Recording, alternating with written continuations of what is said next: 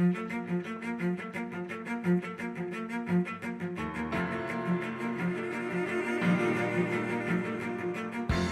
I'm Aiden Bradshaw. And I'm Olivia, and we're students from Hilltop Middle School. And today we're going to be going down to the Columbia Pacific Heritage Museum. Let's go. Oh, this is it.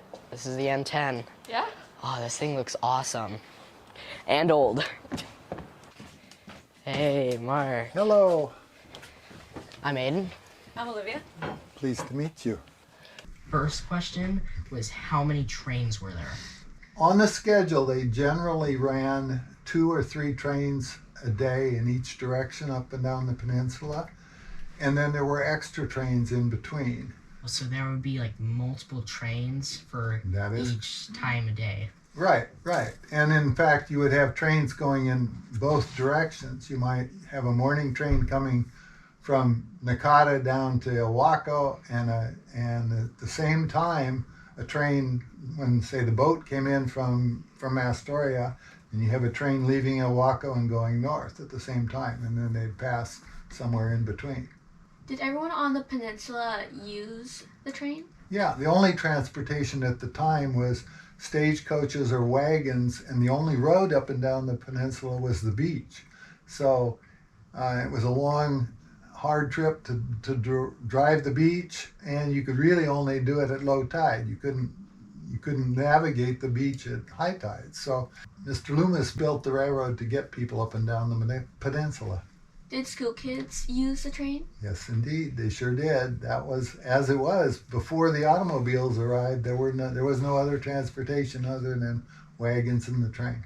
This is it's a model of the peninsula and the railroad as it ran on the peninsula in about 1920. It was created by the Model Railroad Club on the peninsula in 1988. Why did the train stop? Why did it stop? Well, it got replaced by cars and trucks. When it was first built, it was the only transportation other than a wagon or a stagecoach on the beach. But as cars became more popular in the 1920s, more and more people were bringing cars onto the peninsula. Roads were built, cars and trucks took over for the train, and they basically ran out of traffic. How did the tides impact the train? Well, let's go down to Ilwaco and I'll show you. Okay.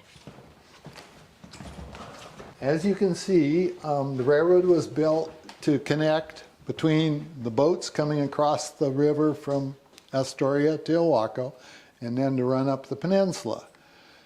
The harbor in Ilwaco is relatively shallow, and the passenger vessels could only come into the dock at high tide.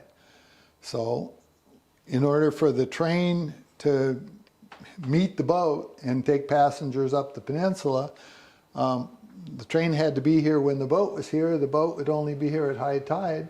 So they adjusted the schedule of the trains to follow the tides. So some people called it the train that ran by the tides, because they used the tide schedule to schedule the trains. Thank you, Mark. That's all Good the to meet questions you. that we have. Indeed. You taught me a lot of stuff today. Yep.